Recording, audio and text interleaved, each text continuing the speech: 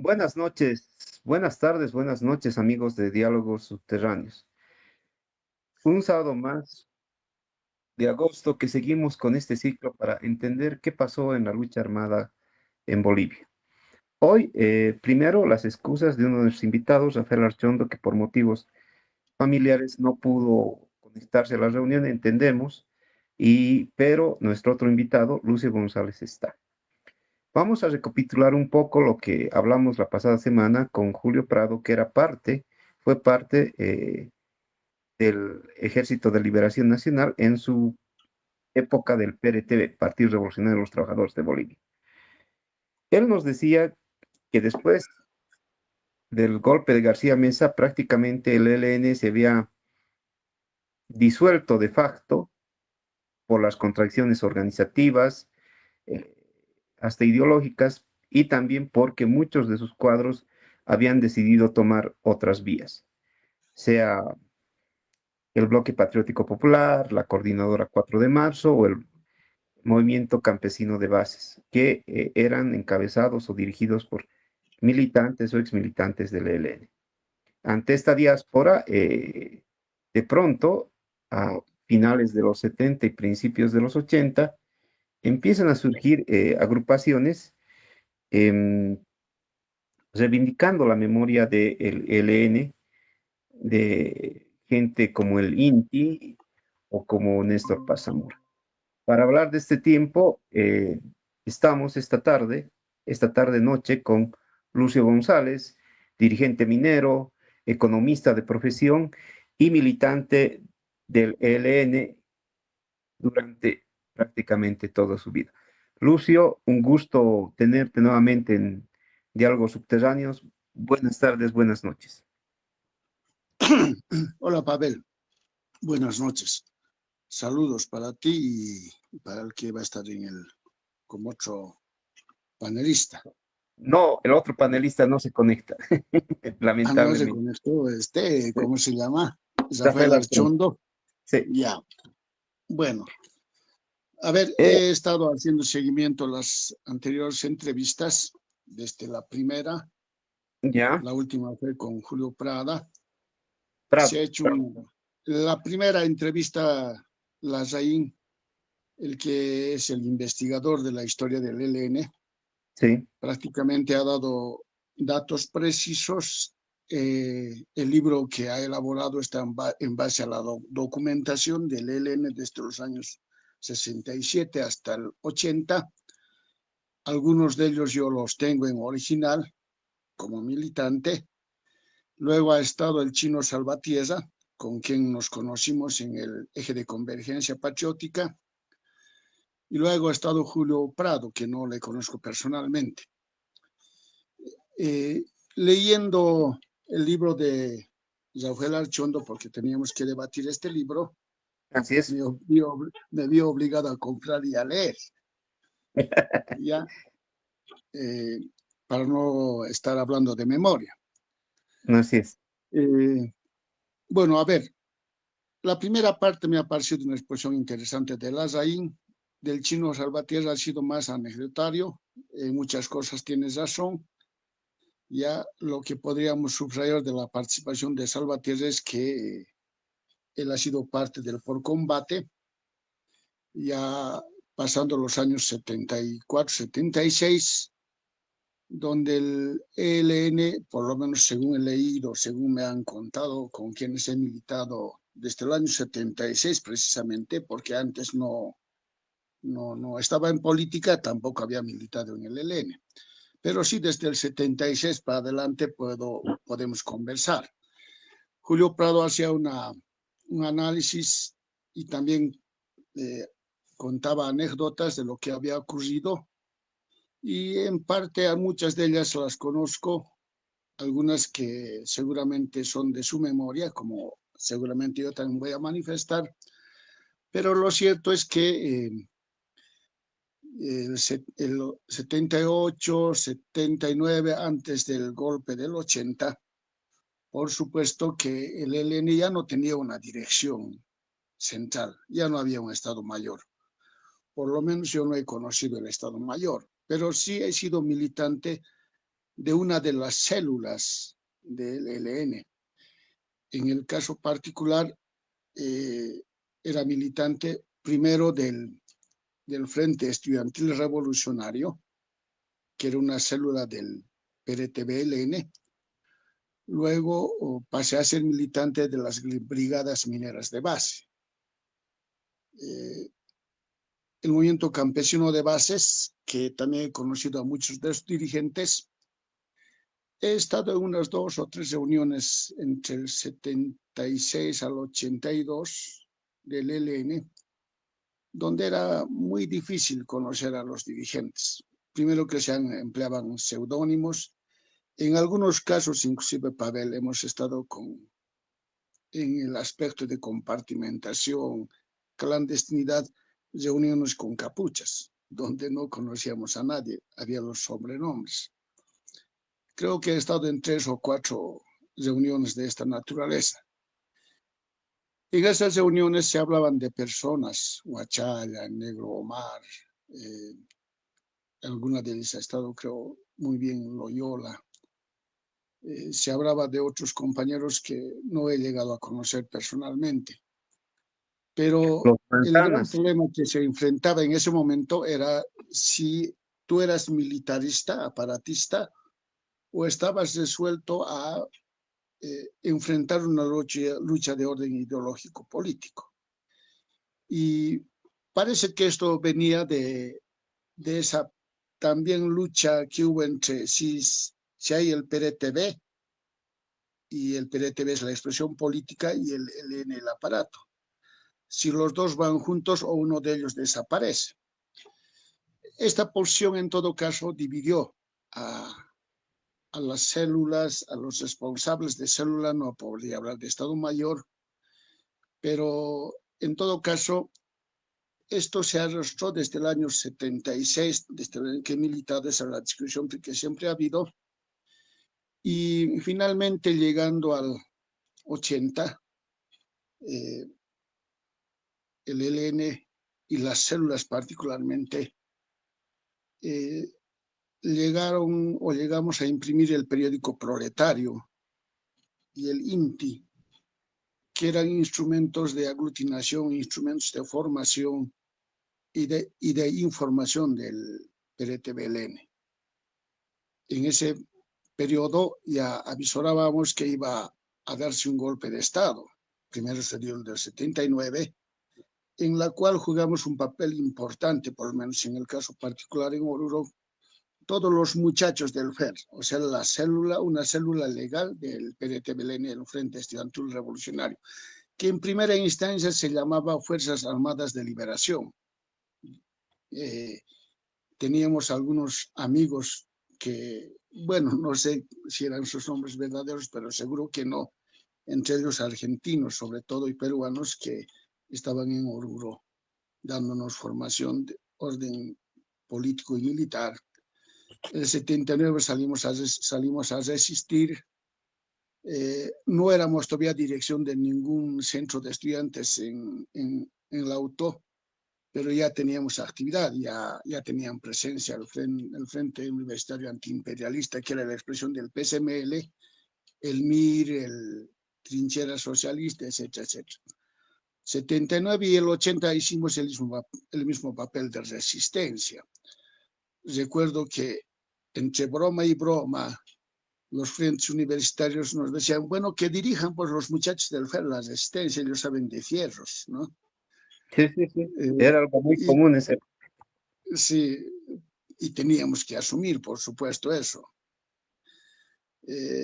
Y las células, en el mejor de los casos, en el caso de Oruro, por ejemplo, en el FER, las células que respondían en realidad a la organización superior, no pasábamos de 7. En las bases teníamos cualquier cantidad de admiradores, seguidores como FER, pero la organización entre 6 y 7 personas. Después del 80, el golpe se consolida, algunos fueron exiliados, algunos entraron en clandestinidad. Después del 80 se recupera la democracia, jugamos un papel importante por lo menos en el caso de Oruro, el FER se convirtió en el comité interfacultativo.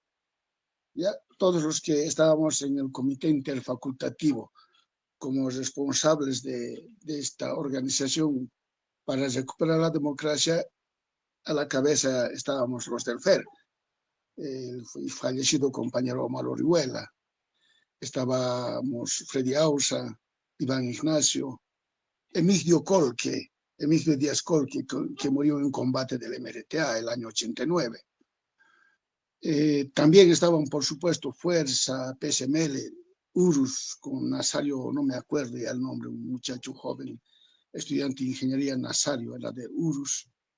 Conformamos el interfacultativo y, por supuesto, que entramos a una huelga de hambre en la Catedral de Oruro y luego el antiguo obispado.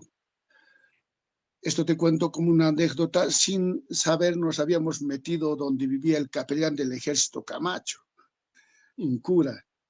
Cuando estábamos ahí entró gritando carajazos, capellán. Nosotros nunca habíamos pensado que era capellán, pensábamos que era un cura que daba charlas o misa en la iglesia San Gerardo de Oruro. Cuando entramos, él entra pues con un fierro en la mano, Pavel, y nos Ya, quiere sacar a la maleta. Felizmente también nosotros estábamos con fierros, o sea que había, el cura se salió nomás, ¿ya? Y se asustó más bien. Y tampoco podía denunciar él, pues, que estábamos con fierros. ¿Y cómo iba a decir él? Yo también estaba con fierro. Entonces se tuvo que callar y tuvimos que consolidar un piquete de huelga de hambre ahí en la ciudad de Oro, en el antiguo obispado. La otra estaba en, en la catedral. Bueno, esto con esa huelga de hambre y los trabajos y los contactos en las minas, San José, Guanuni, Santa Fe y todo el centro minero aledaño a la ciudad de Oruro y Fabriles, por supuesto que se recupera la democracia.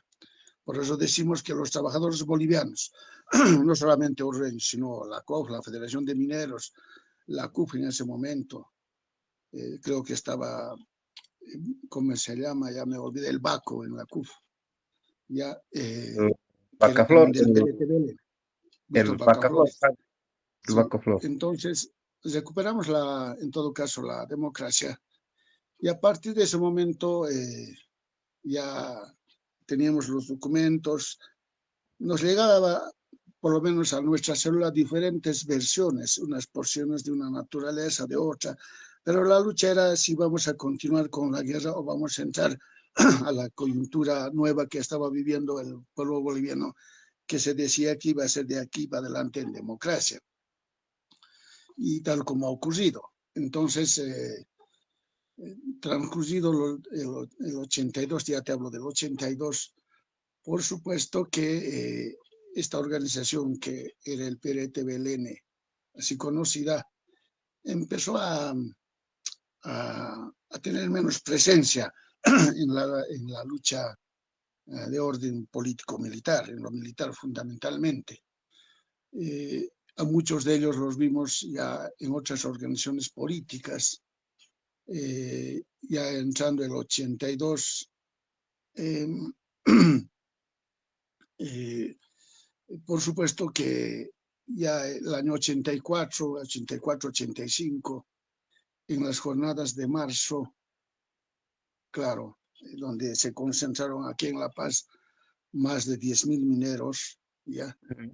La lucha era ideológica muy fuerte entre el POR, el PC de la UDP, el mirismo que estaba también en el gobierno, que tenía mucha militancia en las minas. Nosotros teníamos muy pocos activistas de las brigadas mineras de base, pero teníamos mucha presencia en el movimiento campesino de bases. Conocí, hemos estado juntos en la dirección con Víctor Morales, Diego Ramírez, que era un viejo militante del ELN, PRT-BLN. Él tuvo una escuela militar en el PRT argentino, en el ERP, y otras personalidades y otros compañeros. No hablaré de personalidades, de Eh, compañeros y camaradas. Lucio, si Y me permites, ¿y cómo nace la coordinadora 4 de marzo? Porque tú me estás hablando del movimiento minero de bases, que recuerdo que aparece con mucha fuerza en el Congreso de Minamatil del 83. Pero Así de es. pronto a todos sorprende que en las jornadas de marzo ya aparece la coordinadora, ¿no? Se funda precisamente en esa movilización la coordinadora 4 de marzo, ¿no? Sí, en efecto. De todas maneras, las brigadas mineras de base y el movimiento campesino de bases, además del FER, todavía creíamos y estábamos con el espíritu de abrazar la línea política y el ejemplo del comandante Ernesto Che Guevara. O sea, una lectura nuestra era que el tiempo que íbamos a vivir era un proceso ininterrumpido entre la liberación nacional y la construcción del socialismo, que la democracia que se estaba viviendo no iba a durar. Recuerdo un documento que salió del ELN, decía una coyuntura para avanzar, pero abajo terminaba diciendo organizarnos y armarnos para saltar de esta democracia, que no era un fin en sí misma, sino que era un medio para asaltar y tomar el poder. Esos documentos estaban en nuestras cabezas y en nuestra conducta. A diferencia de los otros partidos políticos, incluido el POR, que todavía seguía y hasta hoy pervive soñando en la Asamblea Popular, en el espontaneísmo. No, no, Y no, es la organización de las masas, querido Lucio. Es la esa es organización. mi lectura, esa es mi lectura. Y el PC que estaba en la defensa del gobierno y que una revolución por etapas que ya conocemos, ¿no? Claro. Decíamos que entre estas dos fuerzas del movimiento obrero minero y particularmente, ambos prácticamente en el fondo no estaban buscando la revolución. Esa era nuestra lectura. Ambos estaban remachándose al sistema, unos con un discurso más radical y otros con un discurso mucho más reformista, con un discurso antiimperialista, por supuesto, pero que de ninguna manera pretendían destruir el Estado burgués y menos tomar las armas. Frente a eso, nosotros queríamos aparecer y fuimos, en efecto, una organización mucho más radical, con menos presencia en los diferentes ámbitos sociales, pero que ya contábamos con algunos militantes, tanto mineros, campesinos, sobre todo había hegemonía en el movimiento campesino, no tanto en el sector minero. En el, en el sector universitario también había bastante presencia, porque te recuerdo que la única FUL que se ganó después de la recuperación de la democracia, y que fue el FER, fue en Oruro. En Sí, sí, Potosí, Baco nunca pudo ganar ni una FUL. Aquí en La Paz no había presencia del FER. De los guerreristas sí había, no, no tenían presencia. Pero claro, esa era nuestra carta de presentación, ¿ya? Eh, por tanto, esta era nuestra línea, como verás, diferente a la del POR, diferente a la del MIR, o MIR Masas, o MIR, y del Partido Comunista, incluido de los PSMLs chinos, en fin. Bueno, surge en las jornadas precisamente de marzo, si no recuerdo, entre el 8 al 10 de marzo, hay una reunión acá en La Paz, donde dijimos, bueno, no hemos podido convocar al conjunto de la dirección de lo que fue el PRTBLN, pero hay necesidad de crear una referencia legal de masas, así se denominó, referencia legal de masas, que había que dividir los que estaban en la base como tal, no eran todos militantes, por supuesto, ni del PRTBLN, pero trabajaban junto a nosotros. Entonces, brigadas mineras de base, movimiento campesino de base sobre todo, y el FER.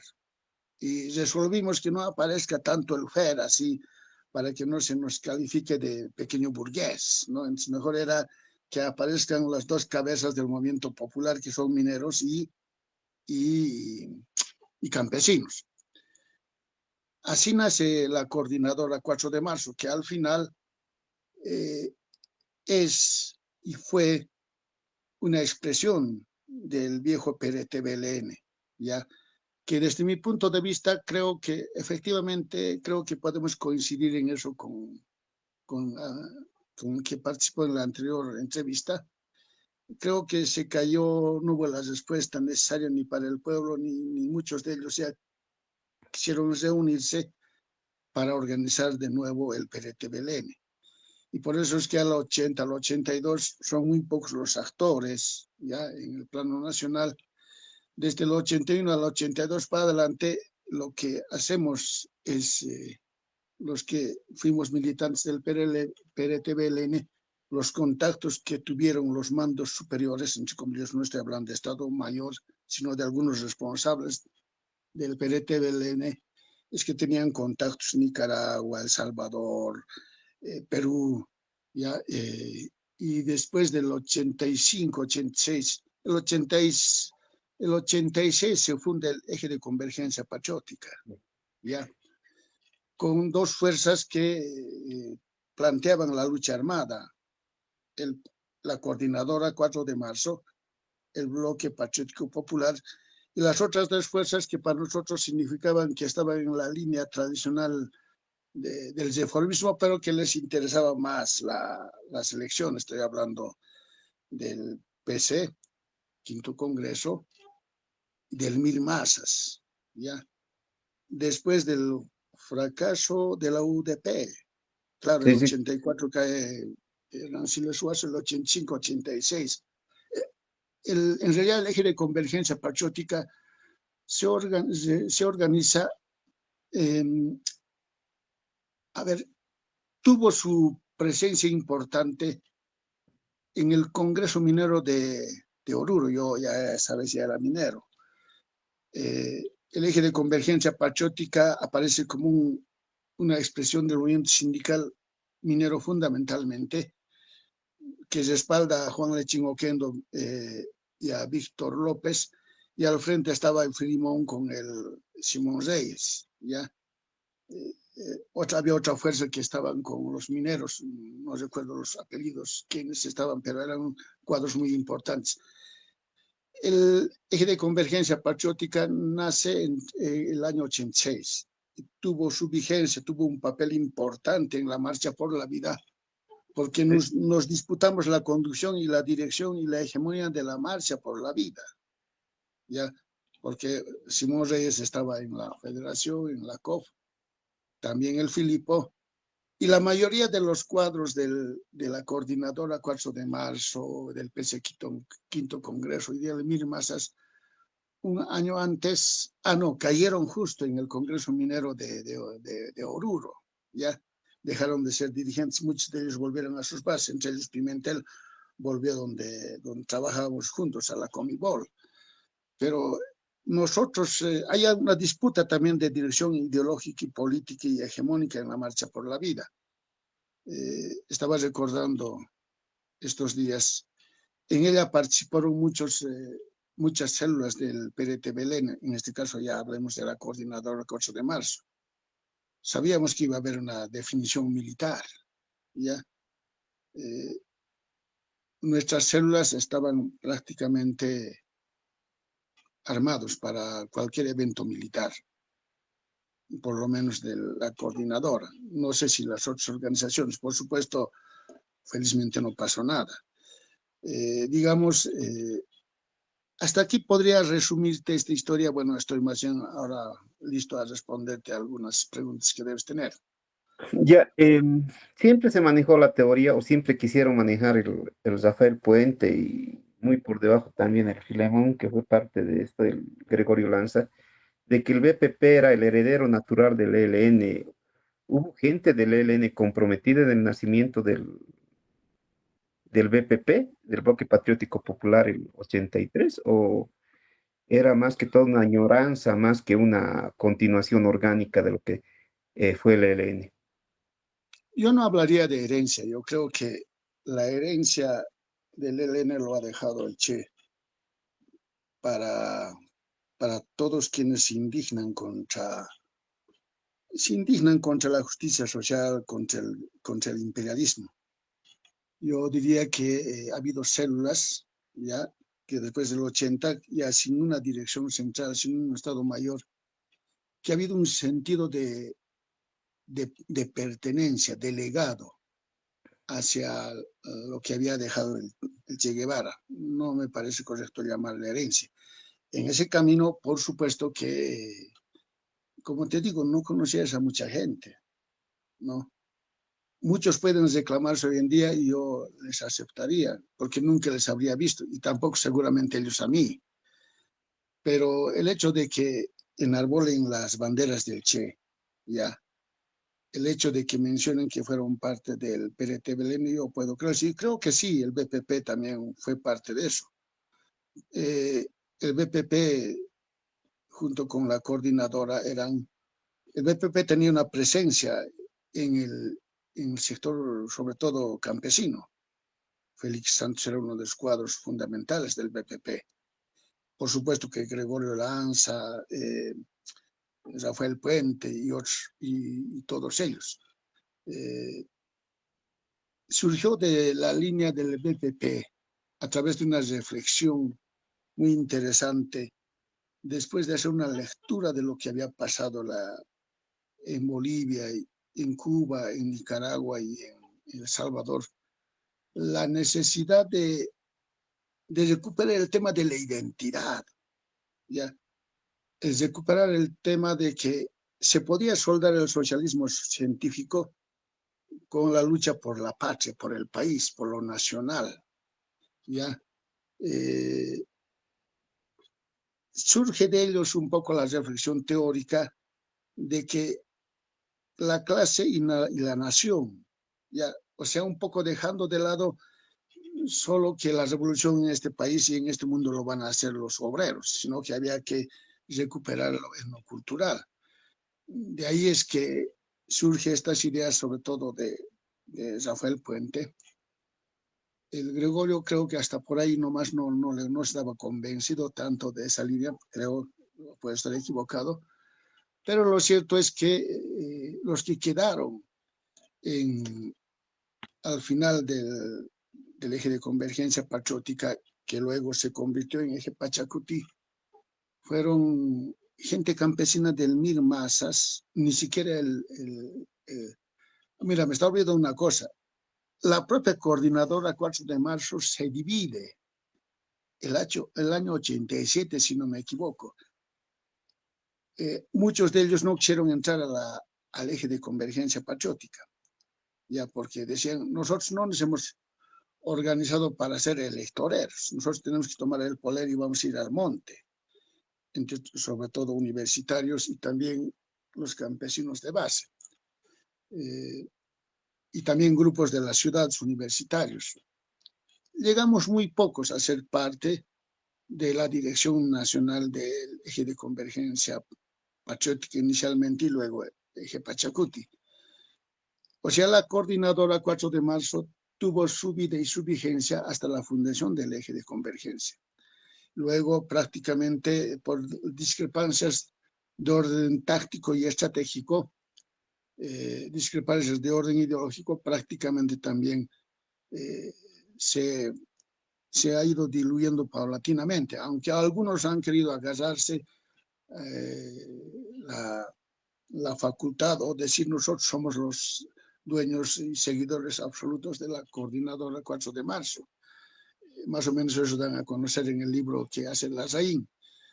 Esta reunión de discrepancia y profunda división donde nos separamos fue precisamente también en Oruro, un 31 de octubre, no sé si fue el 87 o ya debe ser el 87. Entonces, hay grupos del MSB que nunca ingresaron al eje de convergencia patriótica, Dios Ramírez, Víctor Morales. Lo mismo diría del grupo del FER, el Bacaflores no ingresó. De las brigadas mineras de base, todos no fuimos con Pimentel e ingresamos al eje de convergencia patriótica. Yo ya era minero esa vez, te reitero. Entonces, estas organizaciones, tanto el BPP como la coordinadora, por supuesto que estábamos cavilando y reflexionando, todavía pensando en que se podía hacer un asalto al poder por la vía armada. Lucio, el eje se convierte al poco tiempo en eje Pachacuti. como tú dices, participa en elecciones, saca diputados, pero al mismo tiempo empieza a sentirse un malestar, una descomposición. Es más, llegan a ganar hasta la alcaldía de Potosí. No recuerdo en este momento el nombre del alcalde, que después quiso tener su propio su partido, em, pero llega a tener cierta fuerza, digamos, dentro de la izquierda. ¿Qué pasa al interior del eje? Eh, bueno, ganan la full de La Paz durante dos gestiones, creo que también ganan otras fulles. ¿Qué pasa? ¿Por qué se empieza a deteriorar? Y a partir de eso empiezan a surgir grupos eh, como el CNPZ y otros grupos más que reivindican la acción directa y la lucha armada de inmediato. ¿Qué pasa en ese periodo? Mira, es importante lo que preguntas. Recuerdo que fue el año 88, si no me equivoco. Eh, Había una de las últimas reuniones, probablemente todavía del eje Pachacuti era, y estaban de retorno unos compañeros, no voy a dar los nombres, por supuesto, de El Salvador, porque después del 82, el PRT, BLN y el eje ya no hacen, ya no se preparan tanto para Bolivia para tomar el poder, sino que sí, puede ser que en el tiempo iba a ocurrir eso, pero lo que se hace es se cumple un papel internacionalista. Muchos militantes del PRT-BLN o la coordinadora o lo que fuimos, obviamente afuera, a apoyar ya sea al Perú, El Salvador o a Nicaragua, y allá donde se estaba gestando movimientos guerrilleros. Eh, Uno de los compañeros que era de Oruro, Emilio Díaz Col, que por ejemplo muere en combate en el MRTA el año 89. Antes de eso, yo creo que era el 89, hay una reunión en Cochabamba y justo día anterior habían retornado de El Salvador unos 6 o 7 compañeros. Estábamos discutiendo en el orden del día la forma de participar en elecciones y uno de ellos se para y dice, nosotros no hemos venido aquí, no nos hemos ido a jugar la vida a El Salvador para ser electoreros, nosotros nos vamos, se fueron. Apenas conocí a uno personalmente, ya estoy, y fue diputado primeramente del MFR, después fue diputado por alguna organización y terminó siendo diputado en el MAS, la anterior gestión legislativa. Ellos finalmente entiendo que construyeron lo que se conoce la Comisión Néstor Paz Zamora. Otro grupo que también se desgajó, se salió del PRT-BLN, esto sí, del PRT-BLN, son las Fuerzas Armadas de Liberación Saratevilca, que no mencionan en el libro de Desaforración, no dicen nada al respecto.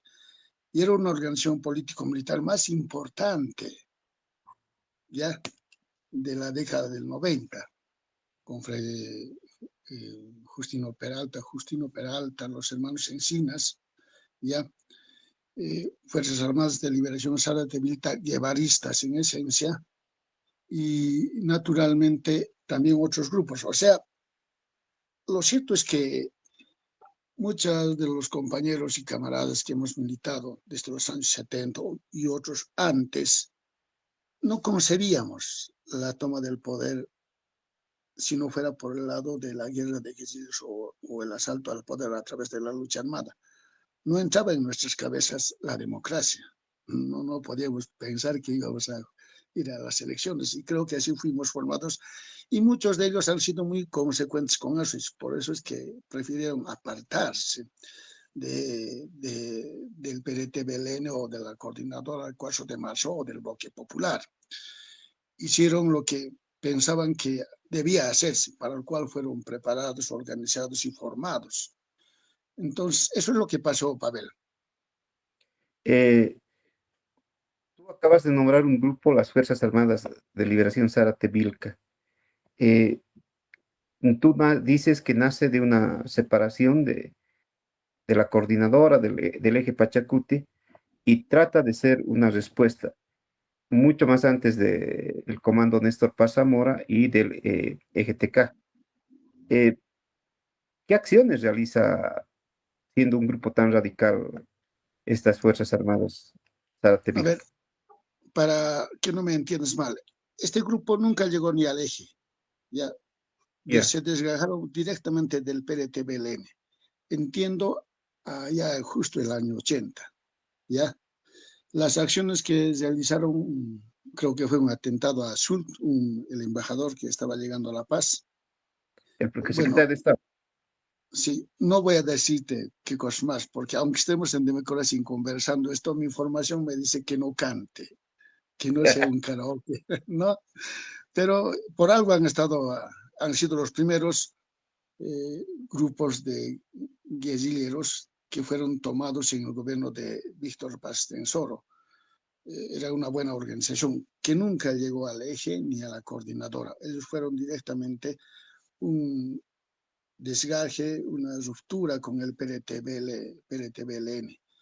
Entonces, por eso se denominaron Fuerzas Armadas de Liberación Saratevilca. Después de ellos aparece el CNPZ y luego aparece el EGTK. Lo que quiere decir es, pero ¿cómo se da esto? ¿Dónde está? ¿Cuál es la importancia ahora de ellos? ¿Por qué hablamos de ellos? Si bien es cierto, se hicieron algunas operaciones político-militares en el país, pero sobre todo se hizo apoyo a las organizaciones guerrilleras del exterior. Eso es lo fundamental, en la creencia y en el convencimiento de que viniendo formados de allá político y militarmente, sí van a haber las condiciones en Latinoamérica, porque eso es lo que creíamos, nos hemos quedado con un discurso del Che, de crear 3, 4 Vietnam, todavía hasta el 87, 88, todavía sí, no podíamos concebir todavía que la Unión Soviética se había caído también. No, no decíamos, bueno, pues es un traspié, después va a volver. No podíamos creer, por ejemplo, que el Frente Sandin, perdón, el Frente Faradún Martí para la Liberación Nacional estaba buscando una salida política y diplomática. No se podía entender como una fuerza tan importante, porque fuera poderoso, podía estar dando esos pasos de orden táctico, ¿no? Creíamos que era de orden táctico, pero al final ya era un paso estratégico. Lo mismo pasaba con el ejército guerrillero de los pobres de Guatemala. Mira, son otros momentos, otros tiempos que si hoy los analizas y para esta entrevista estabas leyendo algunos de los libros, periódicos, todo, bueno, eh, eran otros tiempos, convencidos. Todavía en el mundo estaba vigente la doctrina de la seguridad nacional, todavía estaba vigente el mundo capitalismo-socialismo, la contradicción fundamental era esa. Los movimientos guerrilleros a nivel internacional eran una fuerza importante y frente al peligro del avance de los movimientos guerrilleros en Latinoamérica y en el mundo después de la experiencia de Cuba, Nicaragua y casi aún en los umbrales de tomar el poder en El Salvador, el gobierno norteamericano cambió pues de estrategia y eso hizo también primero caer a la revolución rusa, China también y al mundo entero. Nos empujaron a transitar por el mundo democrático. Se recuperó el tema de los derechos humanos, las libertades democráticas, la democracia, la mejor forma de gobierno, etcétera, etcétera. Entonces, esto es lo que podría decirte, Pavel. Em, Tú me hablas de un internacionalismo practicante de muchos de estos grupos. Em, Tú hablas de una relación mucho más cercana como el MRTA, el Movimiento Revolucionario Tupac Amaru del Perú, que toma fuerza, tal vez cometo un error al sostener esto, con el auge de Sendero Luminoso, guerrilla maoísta de visión totalmente contraria, digamos, a lo que es el guevarismo, ¿no? Y empiezan a generar. En algún momento el MRTA, que tú lo conoces, lo has conocido de manera cercana, en lo teórico, no sé si en lo militar o en lo planteaba expandirse a Bolivia o únicamente, pese a todo, sostenían las tesis estalinistas de la, como sendero luminoso de socialismo en un solo país o revolución en un solo país?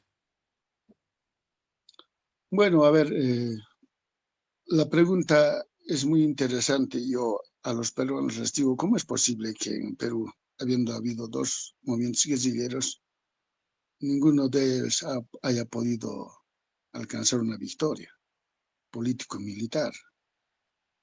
Es una pregunta que tenemos que hacernos. No eran celulitas, eran grupos realmente, ejércitos que tenían más de 500 militantes.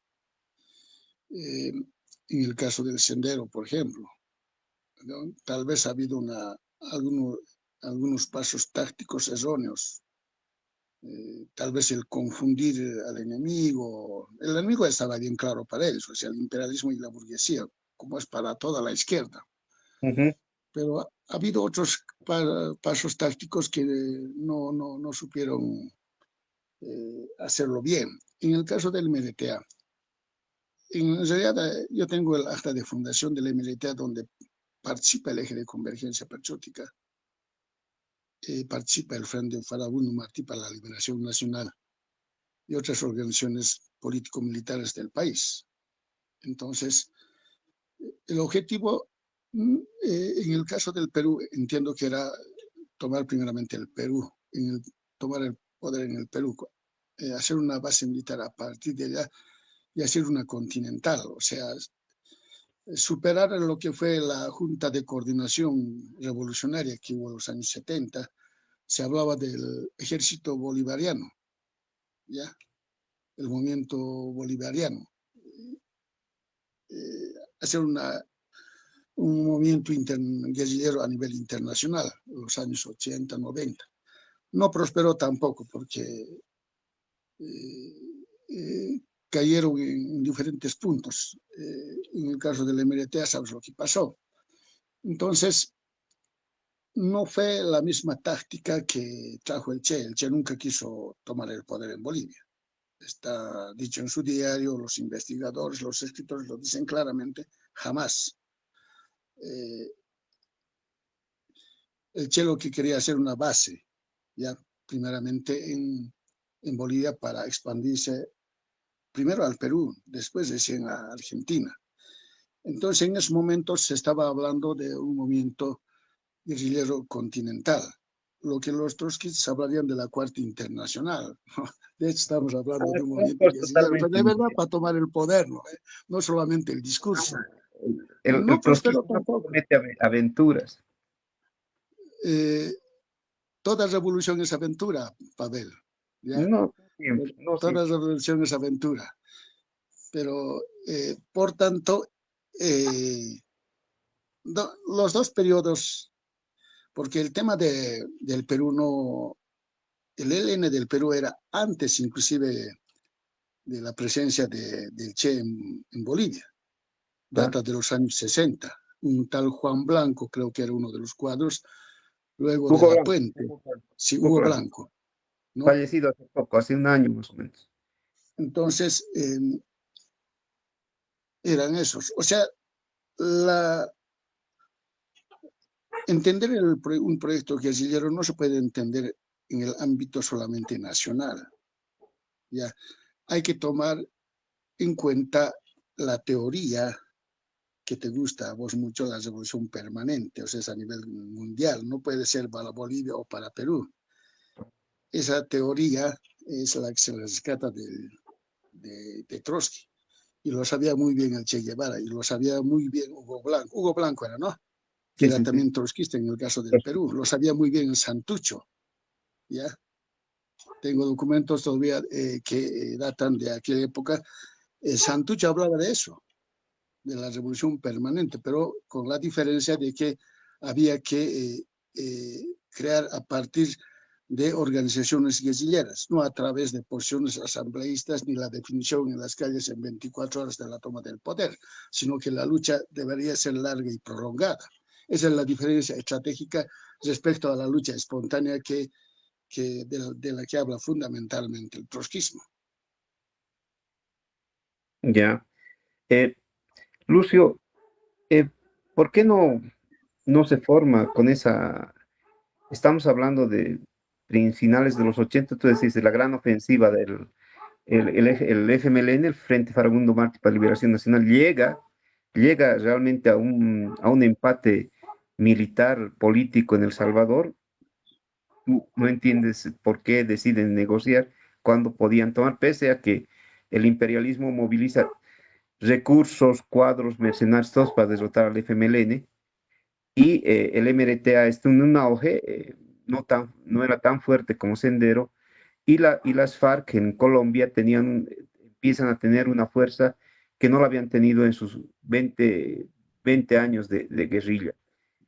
En Bolivia, ¿por qué no toma tanta fuerza estos movimientos guerrilleros, estos movimientos armados? ¿Por qué no prenden, se podría decir en términos de calle?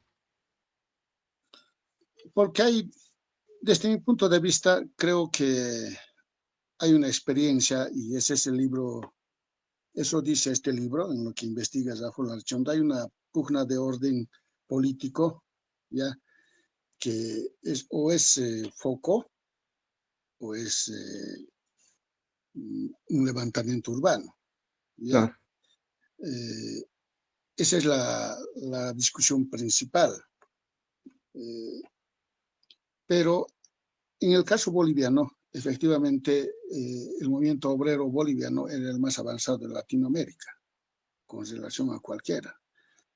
Eh, Teníamos una poderosa federación de mineros, una central obrera boliviana, y fundamentalmente teníamos una clase obrera con bastante formación política, ideológica, en base a lo que fue el trotskismo, no vamos a negar, ya el PC y en alguna medida el anarquismo.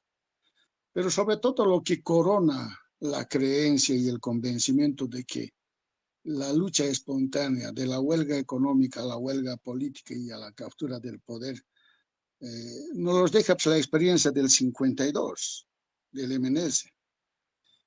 Esa experiencia de los trabajadores bolivianos es la que agarramos, hacemos nuestra.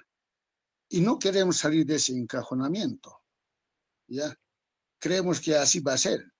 Por eso es que, además, al mismo tiempo, eh, como quiera que estábamos bien influenciados por la Revolución Rusa, creíamos el 71 estar haciendo un soviet con la Asamblea Popular. sí, Y la mayoría de los trabajadores militantes, sobre todo del siglo XX, Catavi, que era la vanguardia del sector minero, que eran trotskistas, hacían creer que ese era el único camino. Y tú sabes que la Asamblea Popular era efímero y no ha pasado nada. Y si tú lees el libro este de tu jefe Guillermo Lora, Foguismo y Revolución, aquí está, te estoy mostrando, sí, sí, sí, sí, es una propaganda anti-guerrillera, de claro, Sunchurumiraria, aventureros, como tú dices.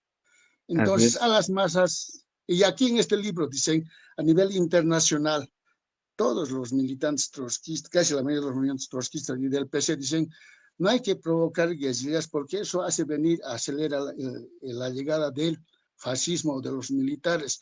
Matan a los dirigentes, encarcelan a los dirigentes y es contrarrevolucionario, dicen, o sí o no. Este libro dice así. Claro, pero dice, pues, Entonces, pero todas también esas dice que cosas obviamente han inhibido y eh, han eh, hecho creer a la gente que Lucio, es así. no vamos a entrar a un debate, no vamos a entrar a un debate, pero es pues arrogarse la Eso es por un representación lado. del proletariado por un pequeño grupo de, entre comillas, iluminados, y así lo dice Guillermo, no es pues, es serio para la revolución. En ningún momento el trotskismo, el POR en Bolivia, desdice de las formas armadas de combatir al capital y al imperialismo, pero todo tiene que estar ligada a la madurez de las masas. Pero eso es un debate que ya lo vamos a tener en otra oportunidad, Luz. Volvamos al tema este que nos ocupa hoy. Eh, Lucio, son derrotados militarmente el CNPZ, las Fuerzas Armadas. ¿Por qué? No tenían cuadras militares, no definían su estructura. No hablamos del ejército del Malcu, de los hermanos García Linera, porque ellos tenían otra visión. ¿Por qué son derrotadas estas visiones guevaristas en Bolivia? A ver, primero porque eran organizaciones un tanto embrionarias. Segundo, porque estaban todavía en proceso de organización, eran movimientos de orden urbano. Es muy difícil que en el orden urbano puedan tener una respuesta como uno espera. Eh, si estos grupos aparecieron en el año 90, 89-90, es cuando se ve que el neoliberalismo está estrechando cada vez más el camino legal de la lucha, inclusive de la lucha democrática. Entonces había que dar, entiendo yo, eso reflexionaron, una lucha, unas formas de lucha superiores a los que se conocía, sobre todo en el movimiento huelguístico, en fin. Hay muchos factores. Primero que no fueron grandes grupos,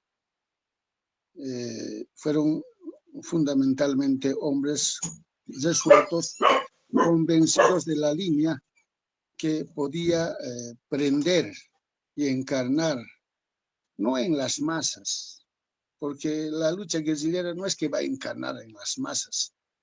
Lo que hace la lucha guerrillera es formar pequeños grupos y tampoco sustituye a la vanguardia. Simplemente es un brazo militar que va a permitir tomar conciencia, organizarse a la gente y de acuerdo a las circunstancias político-militares, cumplirá su objetivo. Eh, pensar que en el mejor de los casos, una centena de militantes en el área urbana, sin tener presencia en otros aspectos rurales, pueda alcanzar una victoria frente al poderoso. Pero además no olvides que estamos hablando del 90, el imperialismo y las fuerzas militares, tanto bolivianas y estadounidenses, habían aprendido mucho de la guerra de Vietnam, de Nicaragua, de Colombia. En Colombia los militantes eran cientos, años de guerrilla, tampoco se ha podido no han podido tomar el poder, pero porque hay factores de orden internacional inclusive, ¿no? Hay factores de orden internacional, presiones de todo orden. ¿Por qué no? Ninguna de las organizaciones de la Unión Soviética, ya, si uno investiga, ha podido secundar estos brotes guerrilleros en Latinoamérica, por ejemplo. Se han mirado a un lado. O Sí. sea, cada organización política tiene su táctica y su estrategia. No puedes obligarles a que simpaticen contigo o con tu línea o con la de otros, ¿verdad? Todos esos son los factores que han hecho que estos movimientos, brotes, no puedan alcanzar y coronarse en una victoria popular o de masas, como tú quisieras verlo. Lucio, ya para terminar nuestra entrevista, la hora pasó volando, se podría, en términos comunes. Eh, Lucio, ¿tú crees que la historia los ha tratado justa o injustamente estos grupos que surgieron a partir de finales de los 80 y tuvieron su acción concreta en los 90 del siglo pasado? Yo creo que la historia les ha tratado como tienen que tratar a los hombres que empuñan las armas y que luchan contra la injusticia social. Reconocimiento de la población, aunque no haya alcanzado el objetivo final. Son hombres que bien respetados, que han, que han querido hacer algo por transformar la sociedad boliviana y por liquidar al imperialismo norteamericano. Muchos de ellos siguen en la línea firme, aunque ya no estén actuando como los años 90, pero muchos de ellos seguimos creyendo y pensando que la lucha por el socialismo no está muerto, que algún rato volverá. Así, muy bien claro. Lucio, como siempre, es un gusto hablar contigo. Esta vez un tema tú estuviste detenido también, ¿no? Por uno de estos procesos. Sí, estuve ahí, estuve en una de esas cuestiones. No te arrepientes, por supuesto. No, por nada. Gracias, Lucio. Como ustedes saben, y Lucio sabe muy bien porque está permanentemente en la librería, esto es auspiciado por Librería Subterránea, Librería Editorial Subterránea, que se ubica en la Avenida 6 de Agosto, edificio Torres Ferrara, local 7. No se da cuenta no se ubica dónde es Torres Ferrara, está al lado del edificio de Derechos Humanos, en un lado, y al otro lado la Facultad de Humanidades de la Universidad Mayor San Andrés. Más referencias a media cuadra del monobloc central de la UMSA. Atendemos de 10:30 de la mañana a 7:30 de la noche, de lunes a viernes, y los sábados de 10:30 de la mañana a 1:30 de la tarde. Agradecerles por este espacio e invitarles a comprar nuestra última producción. Lamentablemente no la tengo en físico, que es el debate entre Guillermo Lora y Marcelo Quiroga Santa Cruz, realizado en 1979 y continuado en 1980. Gracias, Lucio. Gracias a los que nos han seguido en este día, en esta tarde, noche y hasta el próximo sábado. Esto fue Diálogos Subterráneos.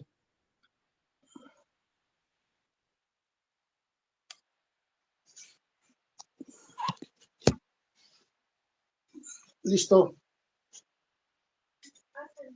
Sí.